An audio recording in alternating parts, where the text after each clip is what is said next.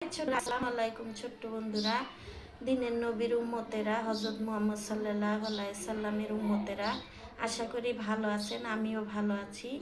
ছোট্ট বন্ধুরা, সুবহানাল্লাহ একবার বলবেন, ৭০ বার ফেরেশতা আপনাদের জন্য সওয়াব লিখতেই থাকবে। হযরত মুহাম্মদ সাল্লাল্লাহু আলাইহি সাল্লামের নামে একবার নিবেন, অনেকগুলো ফেরেশতা আপনাদের সওয়াব লিখতে থাকবে। একবার আল্লাহু আকবার বলবেন, গাছের পাতার মতো পাপগুলো ঝরে যাবে। ছোট্ট বন্ধুরা, বেশি বেশি করে ইবাদত করেন। ছোট্ট বন্ধুরা, জিকির ছাড়বেন না কোনো সময়। এখন আপনি পবিত্র থাকেন আর না থাকেন, জিকির সব সময় মুখে থাকবে। কেন? আমাদের মুখটা হয়েছে পবিত্র। আল্লাহ তাআলা আমাদের নিজের হাত দিয়ে এই মুখটা বানিয়েছিল। ছোট্ট বন্ধুরা, আপনারা কি জানেন ফেরেশতারা আমাদের পুরা অঙ্গ বানিয়েছিল? আর আমাদের খোদায় সব সময় তার নিজের হাত দিয়ে এত সুন্দর মুখটা আমাদের বানিয়েছিল। দেখেছেন কত সুন্দর?